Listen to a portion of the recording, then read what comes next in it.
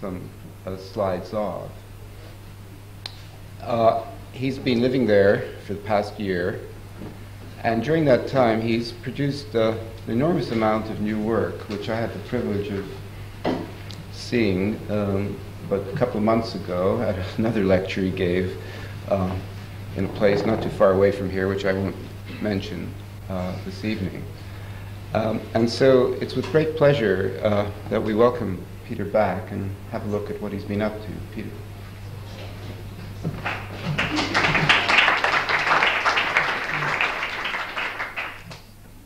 Thanks, Alvin. I've reserved the real story for tonight. We have the lights, please. I'm talking tonight about projects we are currently working on. I'm also talking as a follow-on to the preceding lecture about this conflict of modes of perception which one can see in the world at the moment. This relationship between teletopography and topography. Topography, the physicality of the world, and could we have these ones down a bit, please? The physicality of the world, the material, perspectival, spatial sensibility, and teletopography, this new perception, this equal nearness, this distancelessness, which has been perceived to be opening up in the world around us. I'm not a theorist, and I won't say very much, which is sort of not a bad paraphrase of these ideas. I will, though, talk about them in relationship to our projects, because I feel this a question one must address. As an architect, one deals in physical entities. It has been said that architecture is the last bastion of metaphysics. The idea of a transparent world, a world which is equally near but untouchable, is a very, I find, frightening concept for an architect. What happens when the objects in front of you are not as solid as they were? I think for this reason one works with these ideas. One tries to incorporate them into one's thinking. Not to throw out the old ideas, but to play this dialogue between the earth, landscape, the solid things, and this transparency. Transparency is not a particularly new concept. I think transparency is to do with a mode of representation. The chalice by Uccello is transparent because he is drawing the drawing system and not the object. This is at the point where perspective is the new system which is threatening the medieval world, a point parallel to our own. I will talk tonight about projects on the scale of the city, on the scale of the landscape, the surface of the earth. One project in particular, Rotterdam. The surface of the earth has insisted in recent history on reappearing, as have new architectures. I will talk about the small house we have recently built in London, a very clear object, a thing, a house one can visit, one can be inside, one can be outside it, but a house which is also, in my thinking at least, invaded by this transparency, this perception. There are various words which I would like to introduce or to use, which I use in relation to our projects. Words like ninja. You all know ninjas. Ninjas are black figures, assassins who move at night time in Japanese mythology. This is a ninja we have designed occupying our house in Hampstead. This is the actual house in Hampstead. I won't go into the full explanation of it as a piece of architecture, the concept of the plan, etc. I think this has been quite well documented. I'll talk instead about a few of the subjects there. I talk about this as a traditional piece of architecture, a tangible object. It is quite tangible. It is Cartesian. It is a box. It has 4 sides, each at right angles to each other. I like to describe it as floating in the city like a ship. It is a knowable object. Scattered around the knowable object are secondary subjects. The object itself, I think, has no narrative. It is itself, it is a box. It is pure containment. The narratives are local, they're localized, they are small incidents. They relate to the statement by Lyotard that the grand narratives of theoretical causality have been replaced by small narratives of practical opportunity. I like this phrase, practical opportunity. We found many practical opportunities in doing this house to introduce little narratives. This is a collection of little narratives. The largest narrative is the window. This surface, this transparency, a window normally is completely transparent. In concept, it is not there at all. One sees the world outside. We have introduced an opacity into this window for quite logical reasons. The view is terrible. This opacity, this drawing, this inscription on the surface of glass is itself an image, but the image incorporates also what is on the other side. So when you're outside, the inside becomes part of the screen. When you're inside, the outside becomes part. The drawing on the window is a drawing, little collage of mine, exploded or blown up photographically. I think this idea of dimension having lost its authority, which you heard about before, this idea that one can work on the scale of A4. This is an A4 collage. And this A4 collage technically becomes a window. It technically could also become a landscape. And conceptually, it would still be the same composition. This is the collage. It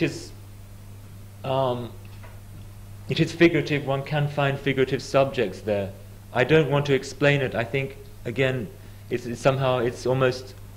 doesn't have an actual explanation. It is a sort of a thematic pattern which one finds repeated in other parts of the house. The window itself, one sees from the outside this graffiti on the surface. And from the inside, of course, the window is to do with light. The light then is written on the floor when the sun shines,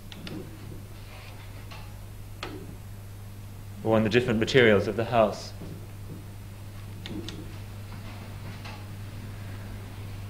The way one handles light, I think, is quite essential to architecture.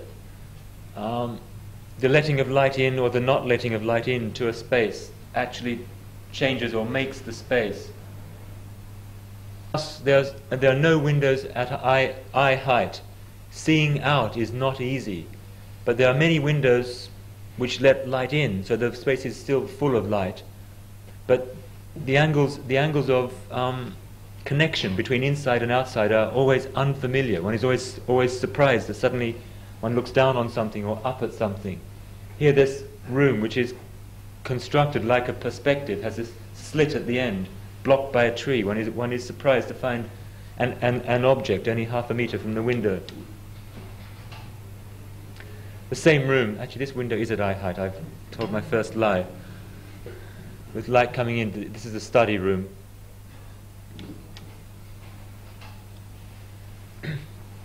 The house is a gallery for furniture. All the furniture pieces are designed either by us or Chassé Wright, I must say, the firm we worked with as well. It's a joint collaboration. And also there's a collaboration with many furniture designers. But I'm talking about light. The light comes from above, down one wall of the house. This wall is the wall for pictures. It's the wall for images. It has its own special light quality.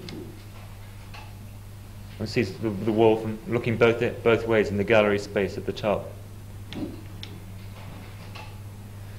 As well as light, there's another set of subjects, narratives perhaps, to do with horizontal surfaces, little shelves, places for putting things. This is a very small shelf, 15 by 3 centimeters, which one passes coming up the entrance stair. At the top of the entrance stair is a quite literally figurative beast guarding the entrance, the top of which is another very thin shelf for a key or a pen. A bigger shelf which people can stand on, a steel balcony with a wooden tongue. A very modest shelf, an extension to the kitchen. The kitchen is hidden behind a glass screen. I think this idea of hiding and then exposing again. This shelf leans out sort of to describe where the kitchen work surface is.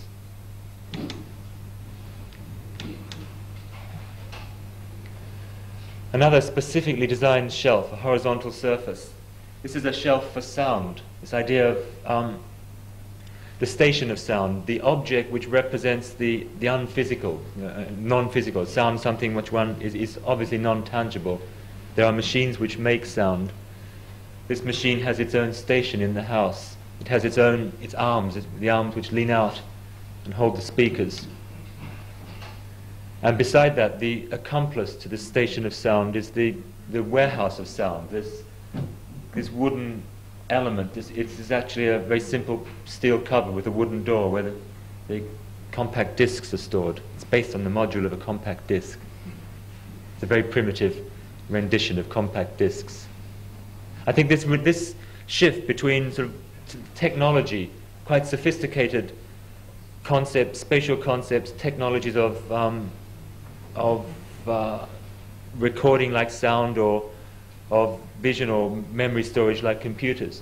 The juxtaposing of this against very simple concepts like the surface of the earth, a piece of wood which is only itself. These sort of mixing of languages is something we're particularly concerned with. The final, another measurement of this house is the use of color. There is one color which we used. Everything else is the color of the material, or black and white. The one color is this red color.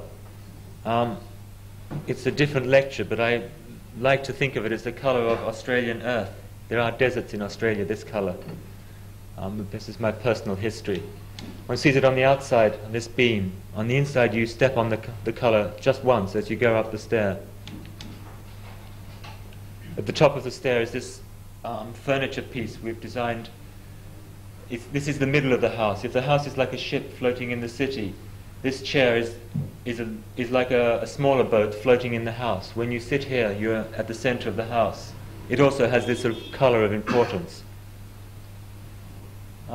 It is a seat, a handrail, a boat. It's all three things at once. I think functional specificity is something one can really use today. And finally, I think this is the final red slide.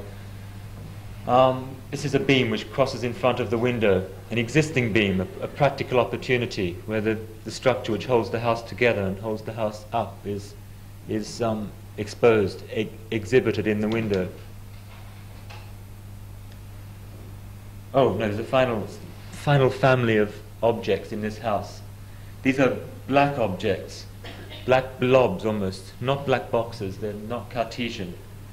They do relate to a project I will show later, this concept of ninja, this idea of this sort of invading element. This element on the facade, this column, stainless steel column with the black abstract thing on top. This is to do with water. This is where water comes up into the house, where water comes down out of the house, clean and dirty water. It's where the water from the roof is collected and is taken down through the house. It becomes like a totem pole on the facade. The facade is abstract, the totem is figurative. There are very small objects. This is a little black face, an overflow pipe from one of the bathrooms. There are other objects, black objects, which one holds in one's hand. This is a set of door handles we designed. Beside either side of a glass door, the handle you see is stronger than the wall. It's like this game children play with scissors, glass and stone, where one is stronger than the other, one breaks the other. The handle breaks the wall. Another one of the little door handles. Very, very, very simple, very cheap things. They're made from structural steel, cut out with a laser welder. They're decorated with little ship shapes.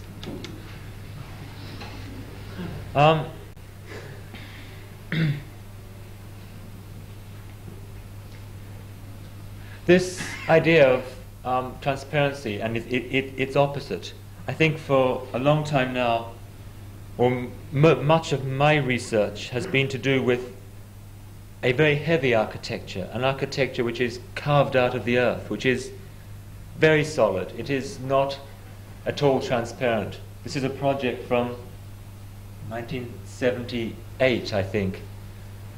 An underground house, a house which is literally of the earth. The surface of the earth is the street of the city, and the house is below. One walks on the house when one walks on the street. The connection to the city is visual by a huge periscope. It doesn't function perfectly. One's view is upside down when you're in the house.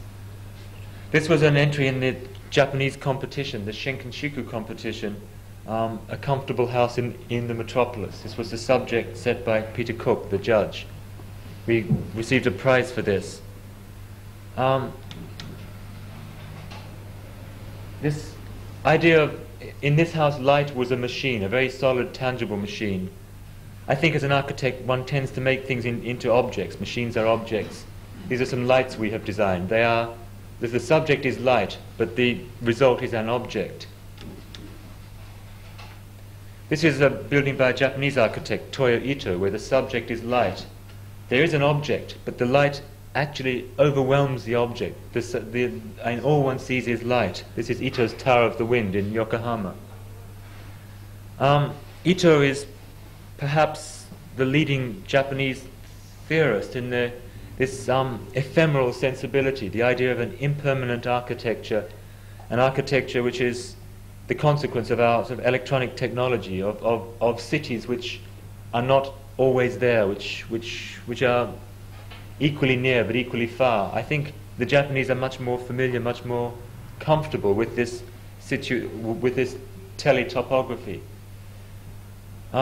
Ito was the judge of the Shinkenshiku competition 10 years after Peter Cook. So one is doing a comparison here between the two. Ito is a very clever thinker and set the brief for the competition to use the same brief that Peter Cook had set 10 years before, a comfortable house in the metropolis, with the proviso that the city itself has changed in these 10 years. Perhaps our perception of the city, which is the city. The city is now electronic. It is not this sort of weighty element which we were digging into 10 years ago. It is something else. So Ito's brief was, for those who entered this theoretical competition, to do an architectural qualification of the electronic city. This story contains a lot of improbabilities which are actual truths. We won the first prize in Ito's competition. I think this chain of events from 10 years ago and to today is, I find, quite a nice sort of package of ideas. We won the first prize in Ito's competition with this. It's not a design, it's a statement. With this statement about the status of architecture in the electronic field, in a way. How architecture might presence in a world, or in a world which is defined perhaps, or in a world which we measure through a mode of perception conditioned by television, conditioned by cinema, conditioned by all these phenomena of the 20th century. There are certain key phrases, I think, phrases like dimension is no longer, or distance, extension is no longer a valid measure. Time is the measure of space, not distance. In this sense, if dimension is no longer has its authority, the idea of the black box, the black box is normally the metaphor for technology, but the black box is still Cartesian. It still has the X, Y, and Z axis. So we wanted to do something which metaphorically is the equivalent of the black box, but does not have this dimensional restriction of the X, Y, and Z axis. So this is a sort of a non-Cartesian black box. It's a sort of black blob. The shape is a found shape. I think one could not even design a shape here. One is dealing in this idea that that form no longer has its authority. So how does one find a form? I luckily found by accident this little object on a beach. I say no more. So the house is black, it is conceptually without form. It is placed in relationship to Ito's tower. So one is saying, I think Ito himself has done almost the strongest statement I've ever seen about the electronic city. This tower has computer-programmed lights inside which operate according to the noise of the traffic. When the traffic is busy, the tower is absolutely frantic, and people nearby sort of fall over backwards. It's quite incredible to see. So this little black blob is placed next to Ito's tower. The theme was the comfortable house in the metropolis. For definition of comfort, I recalled a phrase by Virilio, which is the electronic shadow. I don't know what Virilio meant by electronic shadow. It is possible to cast a shadow from electronics as one can cast a shadow from light. That there's possibly a zone where this ubiquitous sensibility does not reach. This is, I think, I'm not actually rushing into the electronic technology. I'm sort of providing a respite here, a place where one's television and radio won't work. So the house is meant to be an electronic shadow. Another coincidence, we are now working on a competition in Germany for a museum for art and media technology. This is electronic art. The archive for this museum, which is floppy disks and tapes and all of these things, must be stored in an archive which is an electronic shadow because it will otherwise decay. The German phrase for this is magnetische Umschirmung, which is a magnetic umbrella. Quite a normal technique, in fact, and this house is a magnetic umbrella. So inside, the things don't work. I didn't know that when we designed the house. We were hoping there was something like that, and I'm very relieved to find out there is. So the house is placed next to Ito's tower. The house also contains a little dialogue. It's a little story about the replacement of mechanical technology, a physical technology, which is sort of steam trains, machines, nuts and bolts, things which touch and physically. I think it's the technology of the wheel. The replacement of mechanical technology by electronic technology, which is the technology of the circuit, of the unseen. I think we as architects are very fond of mechanical technology. It was the technology of the time that was interpreted in architecture by the modern movement, the sort of mechanization. I think today the question for architecture is the interpretation of electronic technology, but not without an awareness of what it is replacing. We're placed here between our house and Ito's tower, a screen, a mechanical screen, which attempts to shadow the house, which attempts to shade the house. It's a mechanical louver system. But the electronic technology of the tower moves so quickly that the machine can't keep up with it. It tries but fails. It's a sort of a built-in failure. But in failing, it casts this sort of pattern of light across the house, so that in the failure of one technology, this new aesthetic, these sort of stripes will be sort of flickering across the site and across the house. I think one here is sort of involved in a discourse, a question of the relationship between these two technologies. This is a plan of the Ito Tower, the oval, and our house, this non-Cartesian blob. This is a collage of ninjas invading the Ito Tower and a map of Tokyo. This, and we call the black blob ninja, and the ninja is the assassin, the figure of the night. These are the very first sketches for our current commission for an office building in Tokyo. Having done the Ito competition, having invented this element, not quite knowing what to do with it, or what it meant, one started sketching this ninja, but it's just sort of the ninja in the garden. Everyone should have one.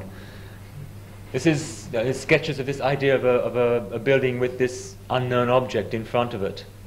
At the start, we also had a screener which was to have light shone through it. The ninja became a quite physical, quite tangible object. It became one of the structural supports of the building. So one quite quickly sort of reabsorbed something which started its life outside this physical topographical sensibility. One quite quickly reabsorbs it back into the language of force, the language of gravity. This ninja holds up the building. One sees here in the section of the final building this great black wall, which is, I think, still an unseen, unknown element. One only ever sees it in fragments from the outside, or the people working in the office, where there's a great black shape passing through their workspace. It appears at the top and at the bottom. It does not itself connect to the earth. I think it should not connect to the earth. It stands on legs. This is a ground plan of this office building. There's nothing there. The ground is clear. The surface is clear. The building hovers above the ground. The ninja legs are the little ovals on this side. We also work with the surface of the site, this idea of the surface of the earth. This is what Virilio calls this sort of primary surface of inscription. This ground plan is, for us, also a facade. The ground plan actually is not horizontal to the surface of the earth. It slopes up slightly and becomes vertical at the back of the site. One is twisting up the horizontal to become the vertical, this sort of confusion of axes. In very clear, simple functional terms, the ground is for car parking. This is the maximum car parking slope allowed in Japan. The screen at the back blocks the view behind, which is not to anything one wants to see, and lets light filter down behind the building and also filter into the basement. The basement is a commercial premises, a shop or workshop. It's not known what it is. This leads us on to the question of function. Function being perhaps one of the ground narratives which have lost their authority. Mr. Nakamura, our producer, the developer for this building, when I asked him what is the function, told me no function. I said, what? No function? What do I do? He said, whatever you like. I think we all are actually, when we design, thrown back into this situation of having to invent the ground rules. Mr. Nakamura actually wanted quite a conventional office building, but I think he wanted something else as well, and quite clearly made the distinction between the two. He only told me later about the very tight planning restrictions. So without recourse to function, the office buildings must be of a certain size with a certain amount of access, etc. One is thrown back into this realm of fiction. Without function follows fiction, I think one could say. Mr. Nakamura gave me this picture of himself in an article describing his high-profile developing in Tokyo. Of course, I don't know that. I don't know what the article says. The article for me is an empty sign, a sign without any meaning. This idea of empty signs, Shinohara has said that the Japanese take meaning out of things, when in the West we try to put meanings into things.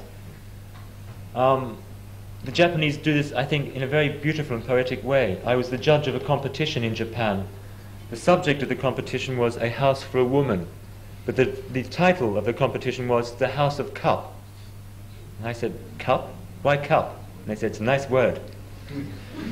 And it's fantastic. The word is used because it's a nice word. Its meaning is stripped away. I think this is something we could almost learn to do in the West. I think, and Shinohara also said, the Japanese use words on clothing because they are pretty words. I think this is fantastic. This idea to take meaning out, which is in a way the same as putting meaning in. I think there's a reversal involved. Each is a sort of, it's the same thing one way or the other. So for me, or for us here, our intention is to take the meaning out of this article. It's not a difficult question because we can't read it. I got back to London with only this article as a brief. I think there's a slide missing. Doesn't matter. We measured the article and took it literally as an elevation. We measured the voids, not the columns, not the image, but the voids between. Void is mu in Japanese, a very important concept. We measured the voids, and the voids became literal voids in the facade. The surface of the paper became the surface of the building, both being a surface of inscription. I think one is again using this phrase surface of inscription, which Virilio uses in terms of a television set, the surface which on one side of which is this electronic topography, on the other side of which is the viewer. As an architect, one always has this surface of the building, the facade, to deal with. One makes this translation. The building standing between two completely inconsequential buildings in Tokyo, one can say nothing about context or contextual thinking. The building is itself an island, and another ship floating in the city. The facade retains also these vertical lines, the lines of writing. In the West we have horizontal lines to write on. An unwritten page has horizontal lines. Here's an unwritten page with vertical lines. The text is sort of yet to be written on the facade. The windows, of course, are to make the facade scaleless, this pattern of voids. One cannot read the floors behind. It might be a very big or it might be a very small building. In fact, it's a very small building, about the size of one of these Bedford Square terrace houses. The front elevation with the ground plane sloping up. And some red blobs. These blobs are rocks. They're fluorescent pink rocks to stop cars driving off the edge of the sloping ground plane. It's a sort of modern Japanese garden. We intend to have light coming out from under them. They're sort of hovering on light. This very well-made model, Japanese-made model of the scheme. On the top is also this ninja poking out, this sort of roof garden, this sort of elevated surface. I think this idea of lifting the surface of the earth, this is quite well-known conventional modernist theme. It's the roof of Marseille, this sort of landscape of sculptural objects.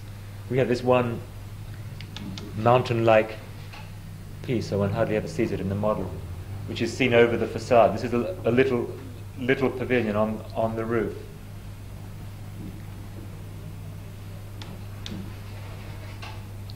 The side elevation, which is Japanese concrete. First class.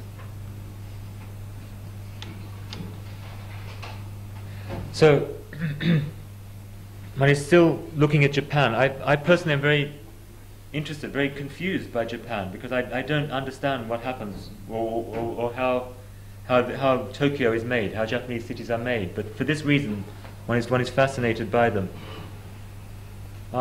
This is Tokyo Bay, the city of Tokyo extending into the bay. There is no limit. There is the geographical limit is somewhere a long way back. This is not a modern phenomenon. This is something which has been happening even in Meiji times. The AA did a workshop in Tokyo where we proposed buildings on some of this reclaimed land in Tokyo Bay. This idea of land, the making of land, the making new of land, it's not a strange idea in Holland. It's not such a familiar idea in this country. The Japanese have made many islands here. The first islands, these little green blobs one sees in the sea, were built as defensive forts to keep out Westerners, to keep out Admiral Perry. Again, a failed function. One sees a few Westerners here already riding horses. Islands in Tokyo Bay are used as staging posts for building materials to come into Tokyo. It's sort of elements of the earth taken from one place, stored on these islands, and then moved into Tokyo to make the new city. But this making, this building up of the city, is also a decaying of the city. Here one sees artificial islands already extending out into Tokyo Bay.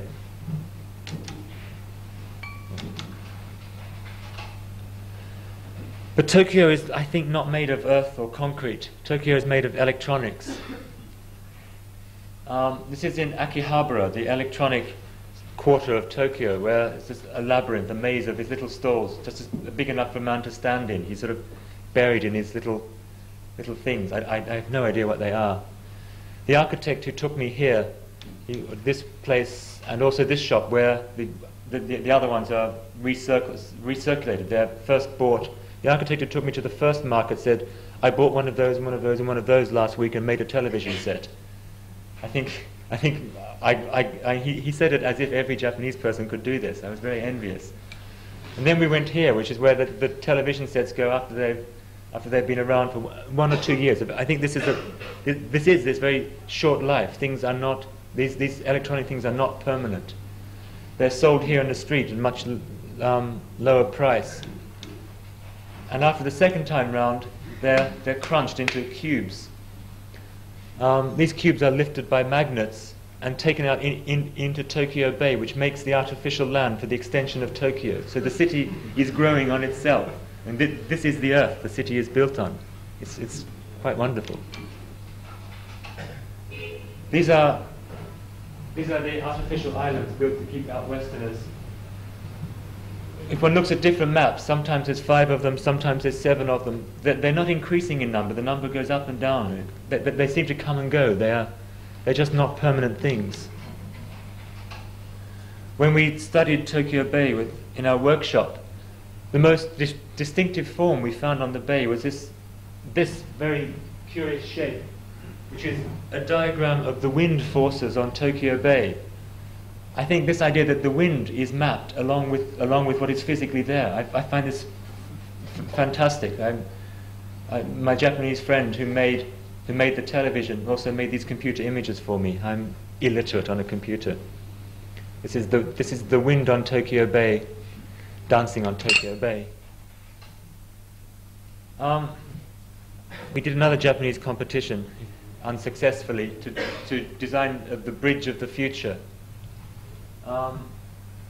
This is our bridge design projected onto Tokyo Bay. The bridge is something I'll talk about next. The bridge, I think, as a physical object, an object which is to do with movement, to do with connection to the land, connection at different points. We've done, I think, now 12 or 13 bridge projects. This was about number 9. We did this in fact, we did the competition because we were contacted by a very large firm of bridge building engineers, Mnster and partner. We were contacted as people who have ideas about bridges. I actually learned far more than they did through our collaboration. We designed here a bridge which would be the longest span bridge possible with current technology, which is 2 kilometers.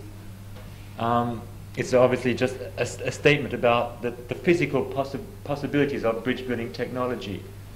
To build a bridge this long, one has to have 150 meter high pylons. We made these pylons into buildings. It's an occupied bridge. These are as tall as the World Trade Center. The bridge is made from a cable net structure, like a spider's web. This is a man-made fiber, a woven fiber, which with its cable net can span these distances. This is the bridge itself spanning from Tokyo to these new islands on Tokyo Bay. These cable net bridges can be woven by little robots which climb like spiders along them. It's fantastic technology. The bridge itself, Heidegger has written in Building, Dwelling, Thinking about the bridge, the significance, or the bridge just as the idea of building, the bridge which makes a place in the world, or which makes a place in the landscape. It makes a site. Heidegger writes that the site is, before the idea of the bridge exists, is a part of the continuum of the world. when the idea of the bridge exists and one thinks of it being in a particular place, this place only then becomes a site. It is the bridge itself which brings the site into being. This happens through the process of thought, not the process of making. But of course, the process of making, of building the bridge, reenacts this sort of making particular of a place in the world, of being in the world.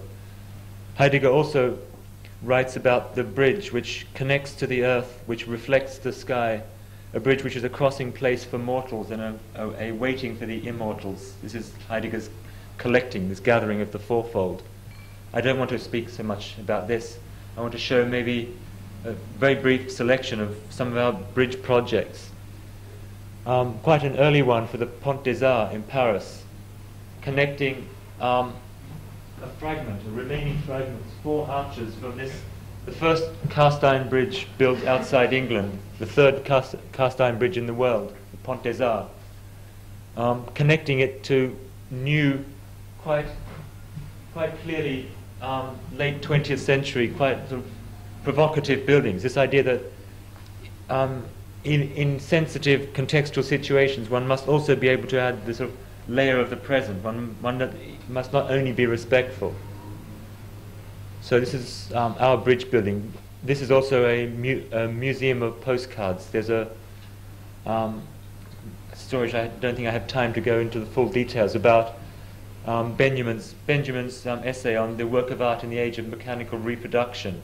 The idea that the work of art, once reproduced, it has changed status. That the reproduction, the postcard, is itself a work of art. So this is a museum beside the Louvre for the postcard, for the reproduced work of art. It's a larger version of those boxes one finds on the banks of the Seine where one buys second-hand books and second-hand postcards.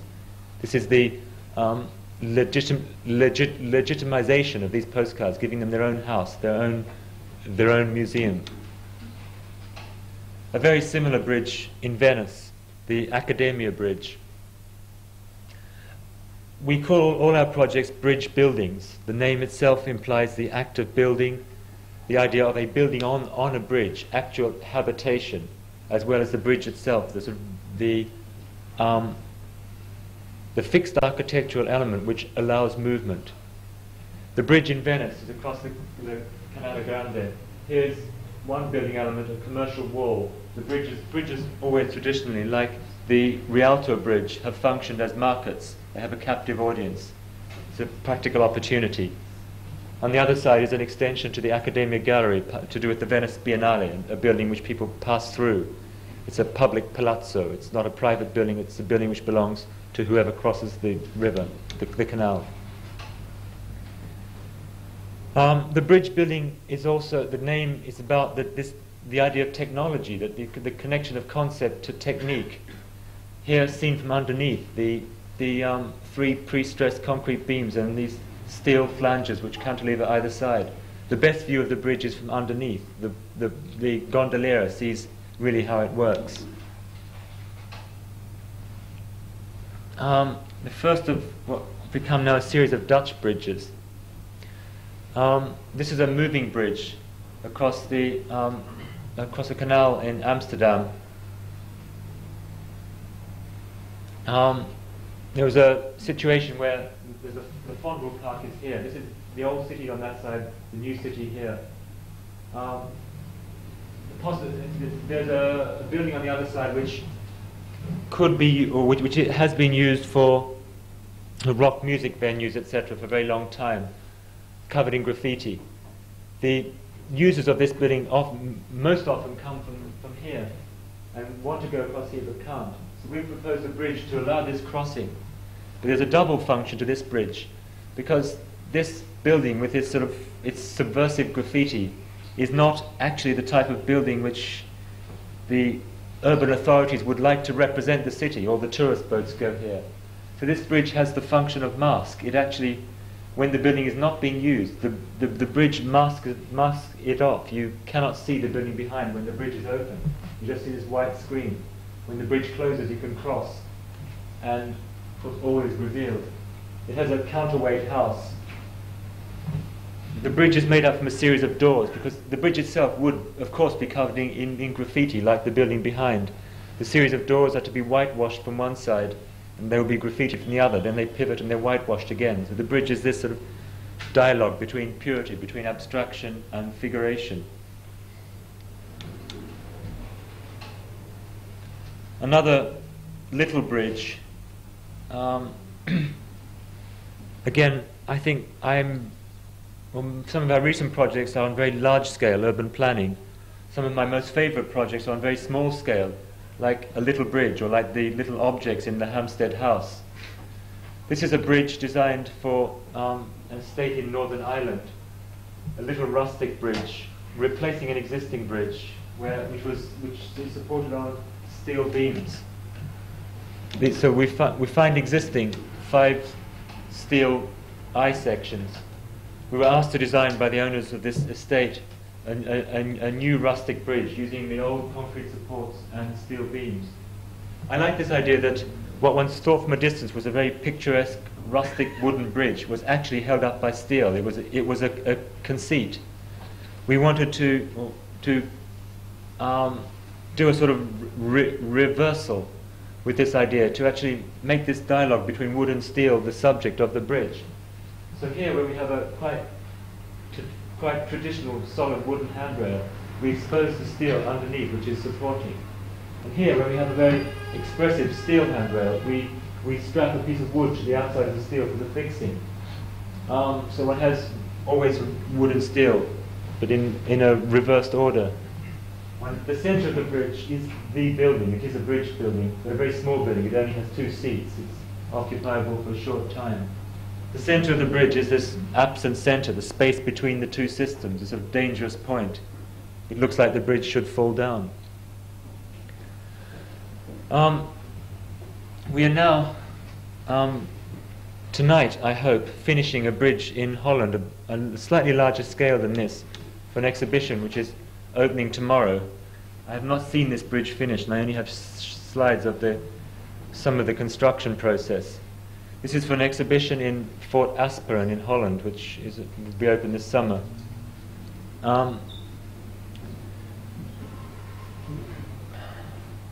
This is a temporary bridge across a canal in Holland, which, like the preceding bridge, is supported on steel and has a wooden superstructure. Like the Tokyo building, the program for this bridge kept changing. We first discussed that it would be very nice to have a bridge to this from the dike to the island, where the other 15 people are building exhibits. So I designed a bridge spanning across. And 2 weeks ago, when we were just starting on site, I was informed that the people were not to be allowed to cross the bridge. They have to go to the gate and pay in Aldo Rossi's entrance kiosk. And if they can go across my bridge, they won't pay. This is not, I think, a problem. This is again a situation for practical opportunity. I think the bridges. This is Heidegger in his essay on the thing. He at one point in the essay reaches the point where he's defining the thing, and he says, I think it's a very beautiful sentence, fantastic. You cannot say a shorter sentence. He says, the thing things, which is the bridges. This is what the bridge does. Heidegger goes on to say that the bridge does more before it presences. But in this case, the bridge bridges. It goes from one side to the other. It in itself is doing what its name implies. Baudrillard has written that today objects are indifferent to their subject. That in this topography, I think there are overlaps between Baudrillard and Virilio, that we've almost exhausted this sort of validating of the subject, us, the user, using the object and therefore giving it its sense. That the objects are somehow now going off on a trajectory of their own, that the bridge bridging, the bridge does what it wants to do. It is not necessary for the person to cross it for it to be a bridge.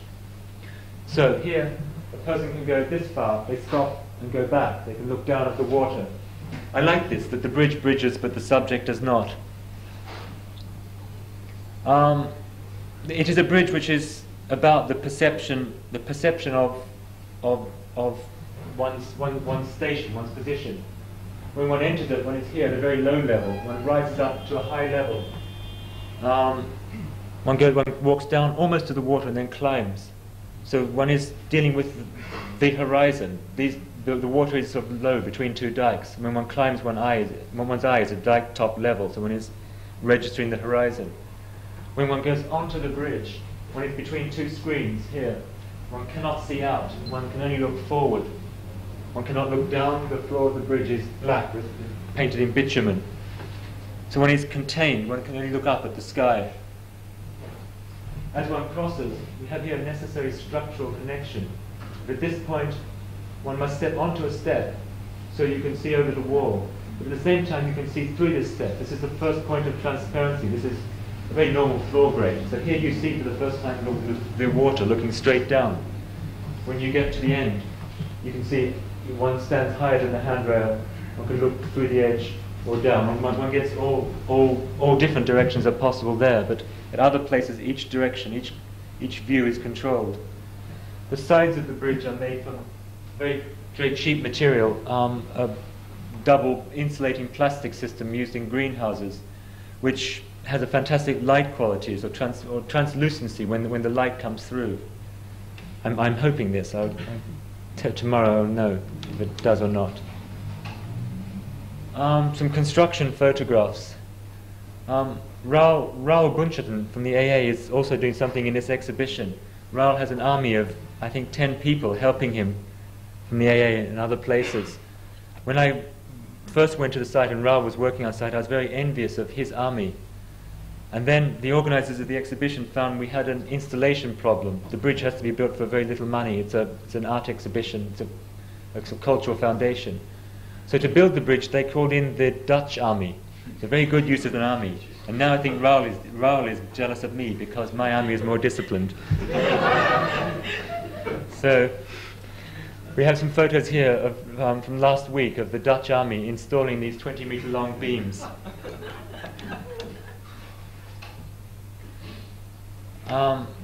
They brought this enormous crane.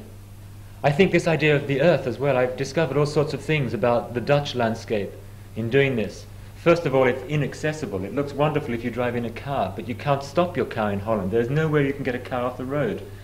When we travelled from Germany to this place, we drove 200, Holland isn't that big. We drove 50 kilometers wanting to stop and couldn't stop. This is Virilio's sensibility made law. You cannot get out of your car. The land itself, the dikes, belong, I think, to the state. I'm not sure which authority, but they are publicly owned, and one cannot touch them. One cannot dig even 10 centimeters into them. This idea that these dikes protect the country, they make the land, so that they're sacrosanct. We had a great problem here in building the bridge because we wanted to put a foundation in one. Luckily, we found the owners of the island owned the first 6 meters of the dike, so we could scratch the surface. But we didn't go right through. Here one sees this fantastic point. Before, the slide before... Oh, I've gone too the wrong way.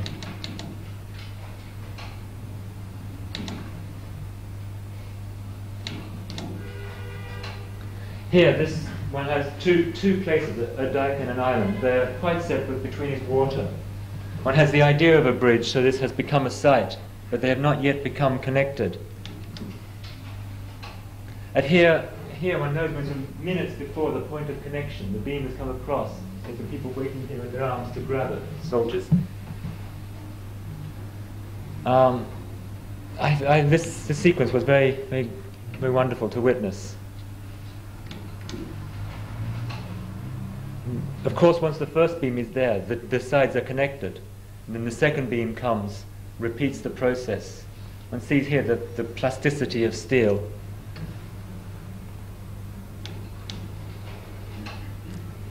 And the brave soldier who went to the middle first. And then suddenly the soldiers have gone. This piece is there, occupying the site, waiting for its superstructure.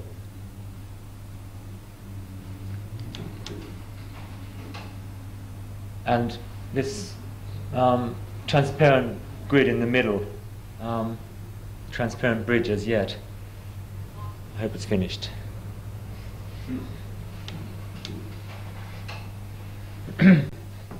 Another Dutch bridge.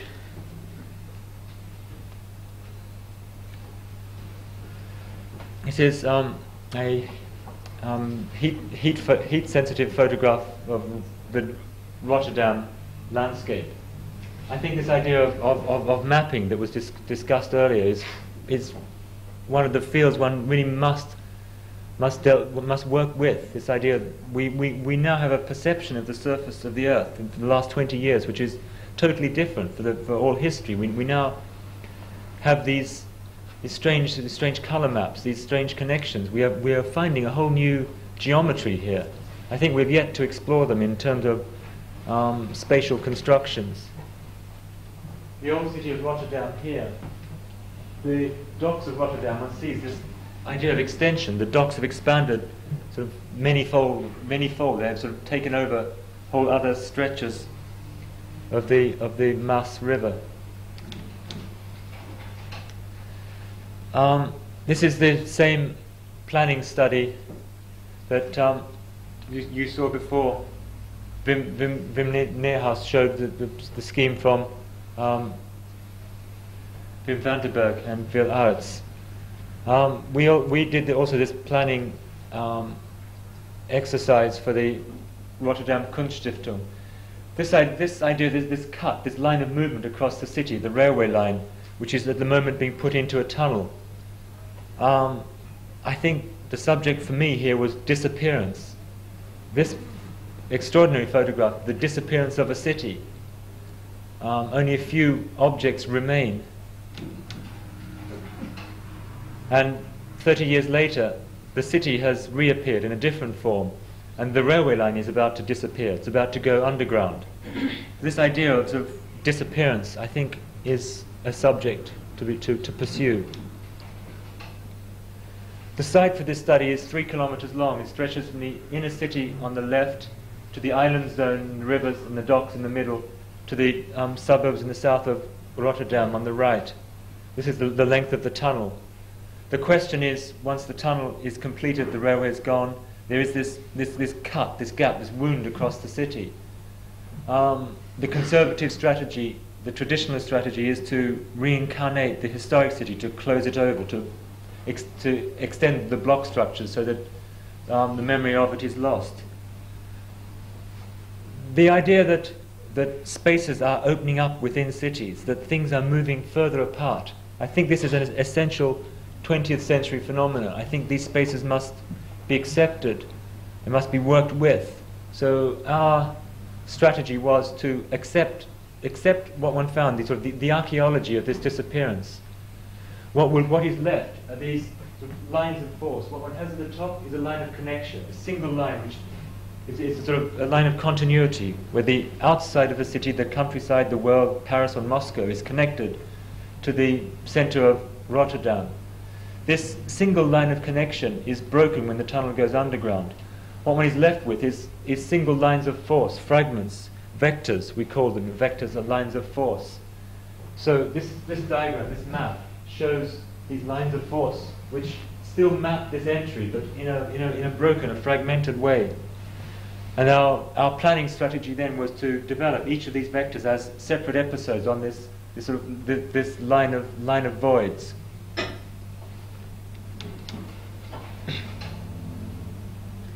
The principal vector is what we call the vector building. Quite logically. This is, I think we perhaps were invited to do this planning study because of our previous works on bridges.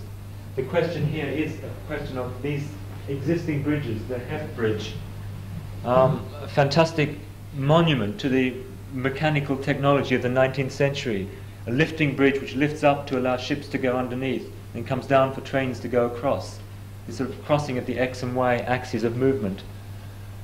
When the tunnel goes underground, it was proposed that this bridge and the larger railway bridge across the main Maas would be scrapped, sold for scrap iron to help finance the tunnel. This, of course, this is a too much of a disappearance. I think these monuments don't have to stand as dead monuments, as dead tech. We can like them as dead tech, but they're also available as objects to be reappropriated. So our task here was how to reappropriate this moving bridge as part of an entirely different urban network. The first question was one of costs. To keep them, one has to pay for the maintenance. This was the reason why this wonderful project by REM for this bridge standing on its end, which was to the other side of this river, didn't happen because the cost of painting was too much. So to maintain a bridge, one has to have a large budget. But to do a large building, a large institution, one usually has a certain percentage for art, for putting sculptures in front. So if our strategy was, if we could design a building big enough, one could use the art budget, or this building could absorb the cost of maintenance if one ties the existing bridge to an even bigger institution. So scale here is the question. One has to introduce an enormous object. One also has to introduce a large object because it's to do with measuring the scale of the city. These bridges are very big, but the new bridge building is even bigger. The city one actually needs a bigger scale rule to measure it, or a bigger perceptive measure. This is the Hef Bridge still functioning, trains going across.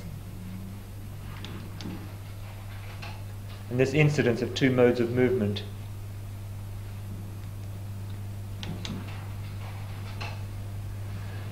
And our extensions on either side, one on the island, one in the south. We proposed uses for these. The one on the island is a cultural building, an institute of cinema, the moving image. Rotterdam has a film festival which today has no home. So we proposed this very large public institution. It has 3 cinemas inside. One can see them in the large cutout. Cinema offices and a museum of moving images. It also has a large office piece in the nose of the building. These are all sort of financial requirements. And on the other, the original Hef Bridge is like the public space, the piazza of this institution. The same form, the same massing on the south bank, like a mirror reflecting. But here there are sort of, more democratic uses. These are workshops, public meeting rooms, things for the people of this area. One finds here an area with housing but very little infrastructure. So this is a sort of public building, again with offices on top this time to financially make it more realistic. One takes away the lifting part, the connection. There's this sort of disconnection, things moving apart. So the two towers are looking at each other. Oh, can we have the next carousel, please?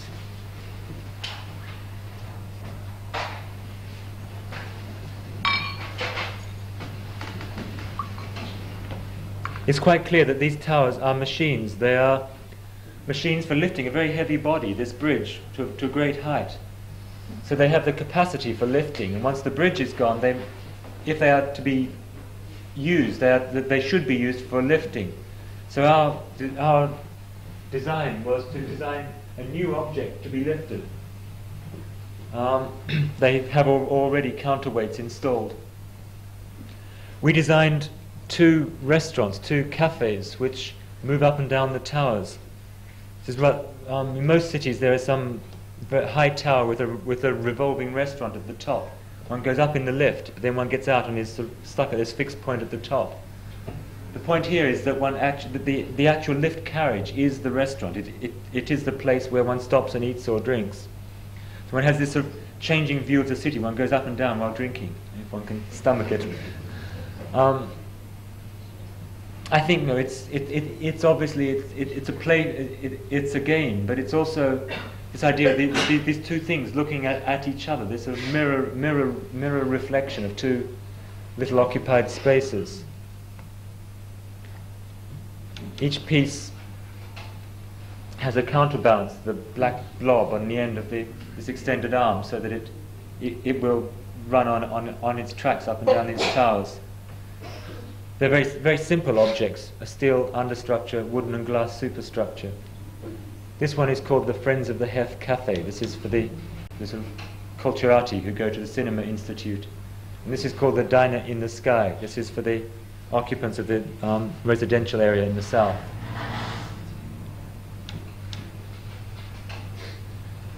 And this is a cinema clip of the changing horizon. When one sits in this cafe, everything is the same, the relationship between people. Only the city, the horizon changes.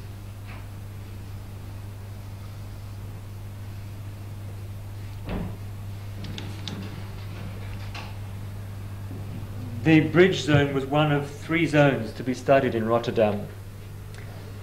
The first, in fact, is the inner city area where the construction is now, I think, nearing completion. This great cut has been made into the city for construction works. For us, this cut is a theatre of movement. There are roads which rush across it at right angles. There's the embankment road here, which goes along before one crosses the river. There's a turning circle for trams. It's the idea that tram cars just drive in and turn a circle and go out again. This idea of sort of movement for its own sake. We wanted this to be a space of movement. We designed very simple edges for this space and a family of small buildings which themselves move, little pavilions on wheels. There was one was a firework house, a little sort of house which was about ceremony, about festival. One of them was a moving McDonald's.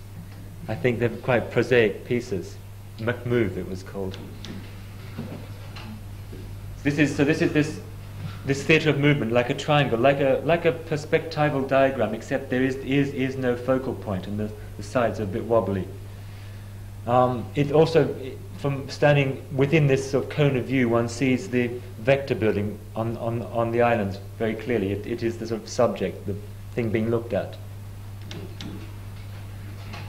The island zone being seen from the centre of the city, with the vector buildings. There are other connecting devices, like a line of towers, a sort of fragmented line which marches across the city at, I think, 70-metre intervals. Behind the vector building is a vector forest, which forms a shield from a traffic route to a housing area, and has satellite housing in it. The little moving buildings we call satellites, or these large objects, these sort of things, buildings like mountains, each have their own family of satellites, of little service elements. We provided these satellites for existing buildings as well, which required infrastructure. Then in the south, the end of the railway tunnel, this is where the train comes out of the ground. There's a station here, train line. This again is a place which was once to do with movement, with railway it's called the railway triangle. It's a triangle here which used to be full of railway tracks. Here's a large road coming to a new bridge. It's still an intersection of sorts. So here we put a register of forest, this blob of trees, and then cut negative vectors through it. These negative vectors are sort of lines of force as well, this direction into the city. Here is a wall building which ends one suburb. Here's the line of a dike, very important to do with the landscape, with a fragmented wall, some satellite housing again. This whole zone we propose to be to do with sport. Basically, it's left as an empty space. It's not filled. I think these spaces which open up have a status of their own. It's filled with quite known functions, sports fields, football, tennis, etc., and a floating pool at the very top, floating in the river. I think what one is doing here one is sort of weaving together theory, pragmatics of use, and quite hopefully clear and strong design concepts. One sees here from the model before assemblage elements of the landscape and elements of our new buildings and elements of existing bridges, all made from the same material, all somehow becoming part of the same city.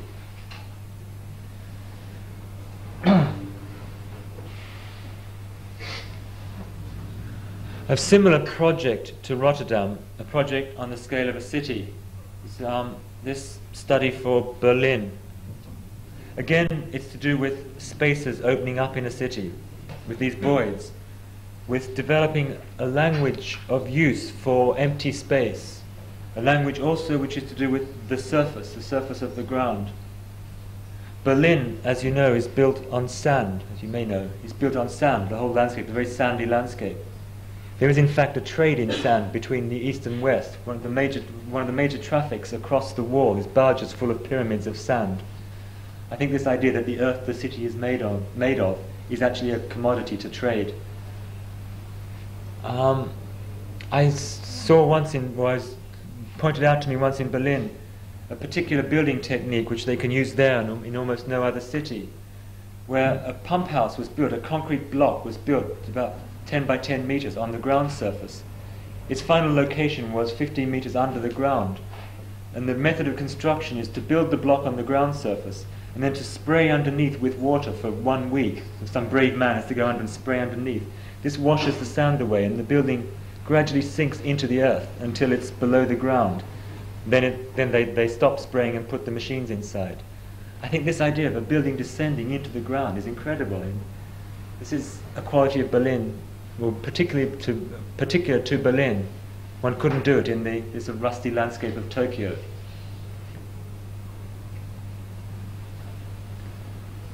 We did this exercise to do with what is supposed to be the cultural center of West Berlin. Of course, the Museum Island is now in the east, so this is a made new cultural center, a post-war cultural center. I'm sure you know from the IBA all the proposals. This is the National Gallery by Mies, the Library by Sharoon, the Philharmonie by Sharoon here. Between these buildings is this space which nobody has yet designed a scheme which copes with the space, which is worth building. I think between Sharoon and Mies there was this dialogue. The languages of Sharoon and Mies are diametrically opposed. Mies is sort of very Greek, it's to do with geometry. Sharoon is more like a tent, there's sort of moving pieces. One might see these as opposites, but I think we spent a long time studying just the map, the plan. One finds geometries which coexist between them, which are very fine and very subtle. The largest window in the library here actually relates to this facade and to this geometry of Mies. So it's very, very clever. It's a conversation, a dance between two different positions. You probably know that Ungers and Hollein have both proposed schemes for here. I think on the strategy of completing the city, of filling it in with block structures, I think it's completely wrong, absolutely the wrong direction for this site. First of all, there are not enough people in Berlin to fill this site. Berlin is empty, it is, as Rem Koolhaas has called it, a city of archipelagos.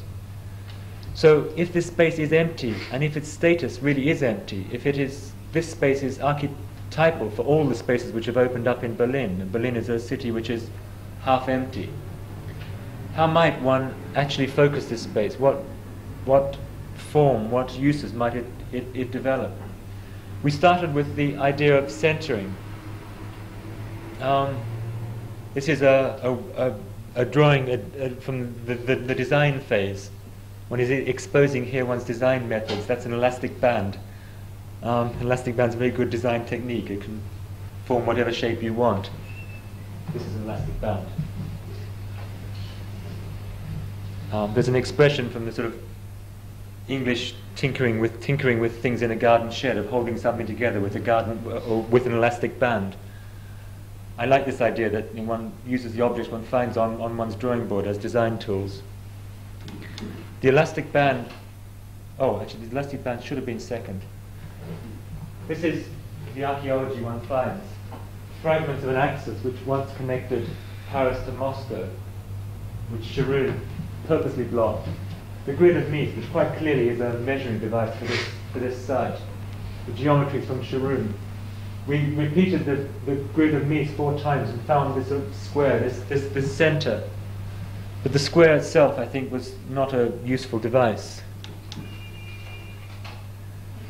The elastic band. finally became a circle, quite clear geometry. A circle which fits with the other pieces. The center is on the corner axis from the Mies building. It sort of neatly fits the curve of the Sharon. We define this circle as an empty circle, a circle of sand, where the material that the city is built on is exposed. In fact, one would have to buy some more sand from the east, because this sand podium should be built up to the height of Mies's podium. So one has these two equal levels, not without connection, of course, and one can walk on this podium of sand and measure the city from there. Another few practical limitations. There would have to be an ordinance, which is not difficult in Germany. There are many ordinances for people not to take dogs onto this sand. I think the sort of maintenance of the earth is also important. To be dog-free sand.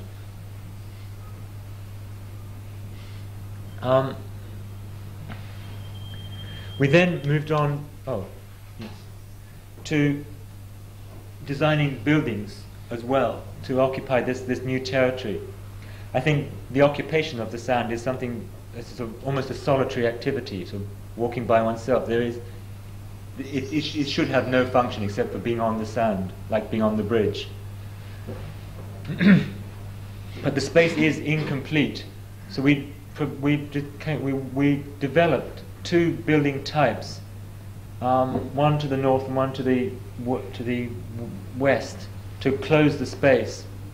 One is a ship and one is a bridge. The bridge, obviously, part of our bridge building sequence, and the ship, our family of ship buildings we've been doing for some time. They're sort of typologies or templates one uses when designing, one uses to measure a site. The sand as register accepts the existing road crossing it. It's sort of the road cuts through here, rises up to the level of the sand. So just for one instant in the middle, when you drive across in a car, one can see this whole plane when you drive down again. The grid from Mies is repeated as a car park below ground, and at the other end we have above ground car parks, vertical car parks. At the moment this central space is used for car parks, for all these public buildings. If they are to be removed, they must go somewhere. We separated the two lanes of traffic to make a large traffic island, and then the question is to design a car park which is tall enough to fit all these cars on the site. Mechanical car lifts are quite well known in America and Japan. We proposed here a series of towers for the cars. Oh, this is the two types, the two proposed buildings. Bridge and the ship. The ship is a partial reconstruction. We found drawings of an existing ship called the Havel und Spree. The Havel and Spree are the two rivers of Berlin. The ship we found drawings of was a steamer from 1900 which used to take immigrants to America. I think it just seemed appropriate at the time that one found these things which fitted the narrative one was inventing. By reshuffling the elements of the geometry of this ship, one stacked the cabins to form these car parking towers. One used the side of the hull to make a protective wall. One stood another piece up on end. It's the language of the ship, it is not the ship itself. So this is the car parking element, 4 towers, 5 towers. This front one is an extension to the library, the Sharon Library. This is a library for images of Berlin. The bridge, it's another found object. The ship is a found object. The bridge is an actual bridge in Berlin, which at the moment has one end touching the wall. So obviously the trains cannot go across. It's a bridge which no longer is used for crossing. It has been like this since the war. A fantastic structure, I think 120 meters long. No, sorry, 90 meters long, I lied. 90 meters long. It's in Wedding in the north of Berlin. We propose it's moving to the south, or south, further south. This is about the size of public space which can be actually occupied and used in an urban way on this site. If one makes the whole site a piazza, I think it will never be used. It is a lost space. So we make the whole site sand, and we provide a smaller containment of space. The space of the bridge becomes sort of elevated piazza. The bridge is no longer for movement, it's for being stationary and observing movement. It becomes a sort of viewing place. It has two adjacent pieces, two new built elements, two cafes, one here, one there. This is the cafe of the north and the cafe of the south. There's too much talk in Berlin of east and west. And it has a staircase to get up, which also goes above the bridge to view the city. The cafe of the north is very rigid, as people in the north are, and the cafe of the south is more Latin in layout.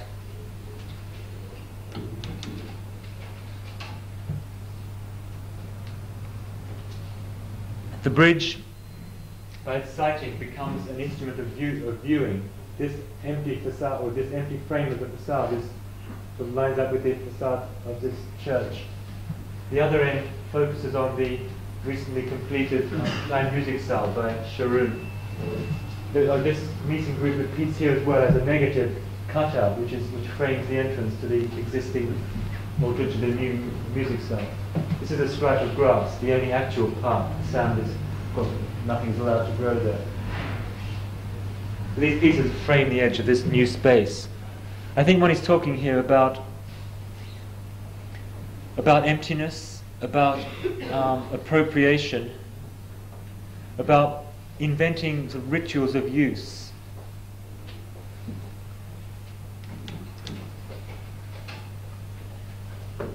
The idea of the ship, as I said, is something we've used a number of times over the last 15 years, 10 years. The ship, again, is a vehicle of movement, is an autonomous object. This is a sketch for our design for the opera house in Paris. This is a ship sort of floating on the sea of the city. Very literal use of the ship shape. The ship has vehicle. This is a sofa designed like a boat, a sort of very minimal vehicle, a domestic vehicle. I think it's the implication of movement rather than movement itself. One doesn't drive around on a sofa. One uses a car.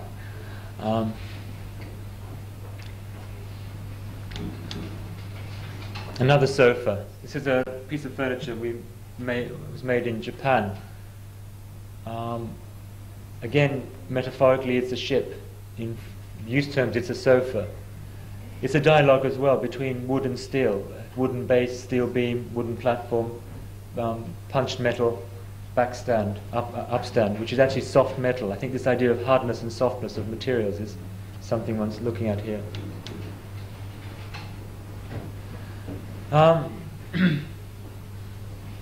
This building is perhaps a little bit ship-like.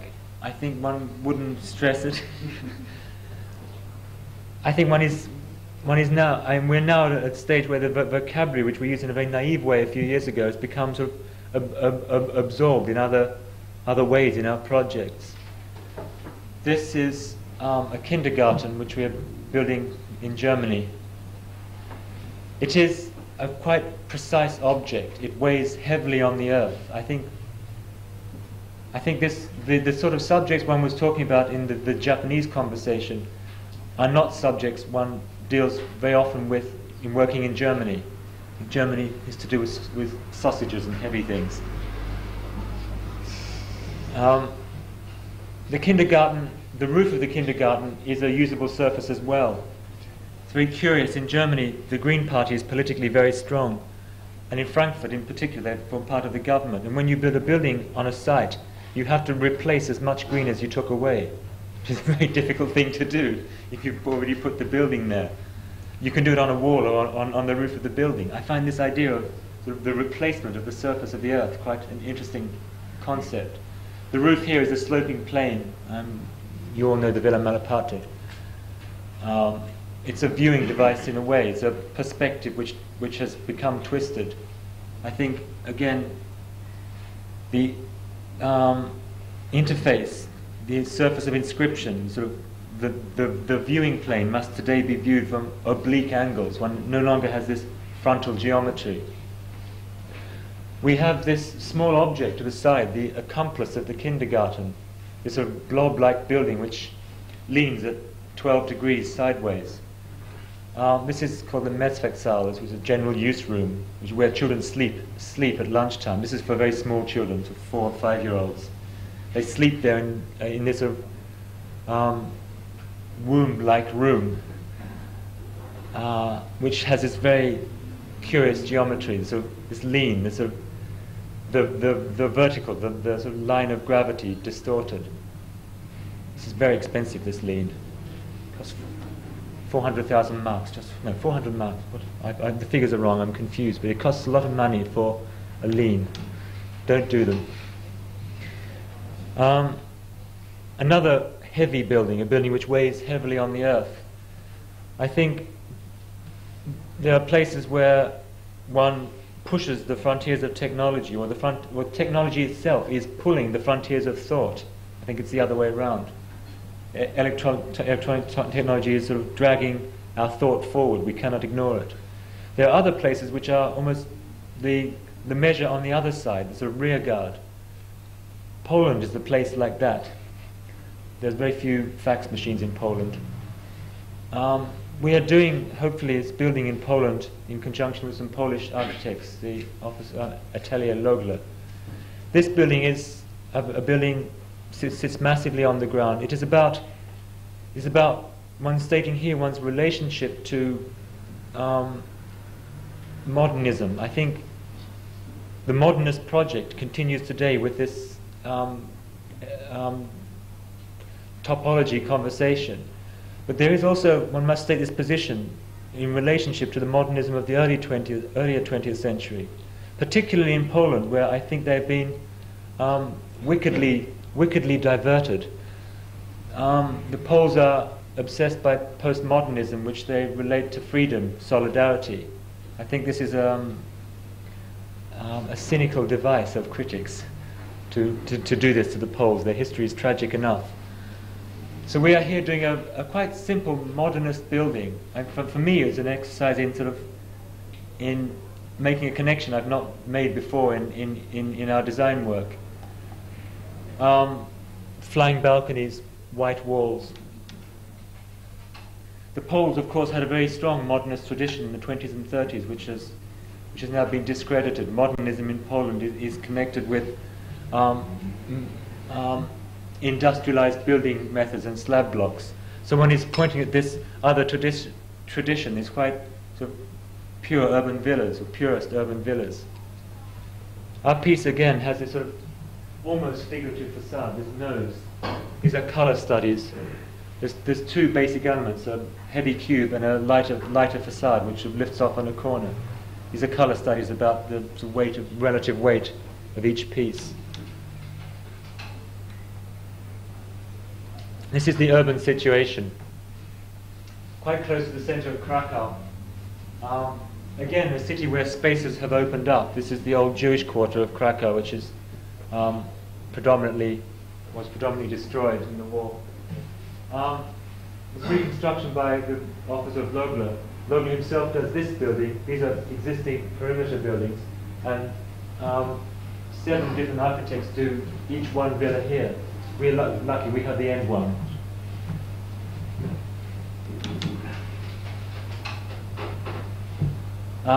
This sort of collaboration of quite discrete, quite precise objects. The white nose wall, this green mass, and there's the staircase block which wraps up from behind.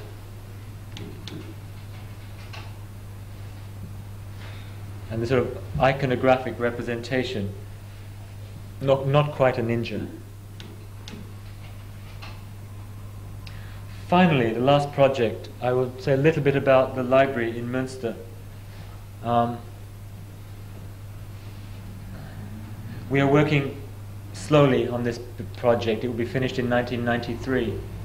Many of the themes I have discussed are things which were in the thinking of this library and are being developed in details. We are dealing with the historic city. One sees here the lines of fortifications. The center of the city, the cathedral, the historic city. lines of fortifications are now a promenade. The library, little orange blob, is sort of halfway between the centre and the edge of the historic city. But the historic city is, like Rotterdam, no longer continuous, no longer a single entity. Enormous voids have opened up. In fact, Münster was bombed to the same extent as Rotterdam in the war. So although the historic street patterns exist, nearly all the buildings are post-war, except for a few which have survived and a few which have been rebuilt. They are simulation Baroque, or simulation medieval, or simulation Gothic. The simulation substitutes for the actual building perfectly. Tourist buses still come to visit the Rathaus from 1956, built with the stones from 1600. I think this interchangeability of the real and the simulated is something one knows from Baudrillard. There's one or two very fine 1950s buildings, modernist buildings. Our library is next to one of them. Maybe we see it closer. No, we don't. Our library is divided, it's cut in half. It's divided between the zone of the traditional book and the zone of the new mode of information, which is microfiche and VDU access to information, to catalogues. The plan makes this clear distinction between these two worlds, and the building is carved down the middle. I think one knows the statement from Victor Hugo, this will kill that, the book will kill the building. That when printing spreads throughout Europe, the book becomes the mode of communication, or the carrier of ideas. Previously it was architecture, and the Gothic church can be read like a book. So the idea that the book has killed the building as a mimetic device this is part of the sort of sometimes tragic, I think quite acceptable history of architecture. If one thinks that which is lost is greater than that which we have now in architecture, it's tragic. But I think the status of these things is now changing again. The book is being challenged as the container, the storage of knowledge by electronic information. Knowledge is no longer an object, it is invisible inside a machine. So if the status of knowledge changes, the storehouse of knowledge changes, the library itself changes. So we are trying to discourse this change in our plan. The program for this library is the first in Germany, at least, to accept this new role of access to information. And the library is divided in three parts. The long-term storage, which is distant, no one sees it. The middle area, which is the books, the traditional library. And it's what's called the near area, which is it's called a media street, this sort of zone of information where there are no books, and there are objects, pieces of paper one takes away. It's like an information center about the city. It has different departments. One is about Münster, called the Münster Tech, and one is the Hobby Tech. But they're quite prosaic things, but they are pure information. We have put the catalogues in this zone because the catalogues are now microfiche. One sees them on a screen, one doesn't hold them as a book. So in one building we have information divided by a street which cuts the two buildings in half, Buchereigasse, Library Street. And this is the zone of the books. The building, it is one building in the basement. This is the Library of Sound, which belongs to both sides. And it's connected by a bridge, which is the information desk, which belongs to both. Both sides are wrapped by large copper walls with glass underneath. So when one walks through the middle of the library, one is here in the middle of the library, but still in the space of the city. You've not yet entered the building, but you can still see the whole ground level. So there's this ambiguity between inside and outside, public and private. One sees again here this basic division. The copper walls are held up on laminated timber beams. One cannot expose any large structural steel for fire regulations. But the laminated timber one quite likes as well. And when one takes a slice through a building, it becomes a sort of an element, a sort of figurative piece in itself. This is one of these study models studying the supporting system for these copper walls. plan of the library at ground level. A street which divides the zone of the books from the zone of information. The street also is on axis with an existing church. The library is sort of tied into the fabric of the existing city. This building closes a block, a triangular block, and one does use this sort of quite familiar language of city planning, as well as dealing with these opening up spaces. One is quite capable of closing a space. I think my whole talk tonight has been about this necessity to be able to work in opposite modes at the same time. The first floor of the library, where one sees connection made, this is the information desk. This is where the catalogues are found. The books here, the books themselves become the building. They line the outside wall.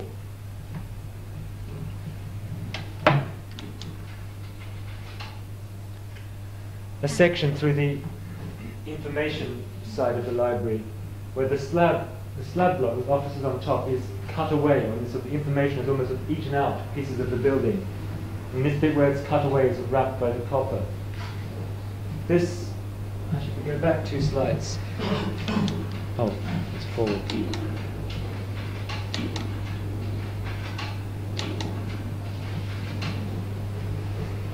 This piece here is the check-in, check-out counter. You can move around that way coming in, that way coming out.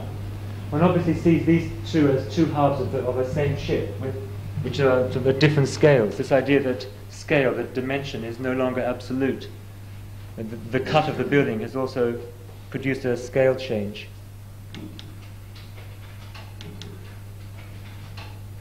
So the little half ship is this piece in plan, which is the sort of first control point of the building. The books are collected here and checked out here, and the staff move up and down on the spiral stairs. One has these sort of 2 axes of movement crossing. The books also go, when they come back, go down on a machine and circulate around the building. So this is a sort of axial point for pivoting movements of people and books and compact discs. My last slide, a little sketch about living amongst books. Thank you very much.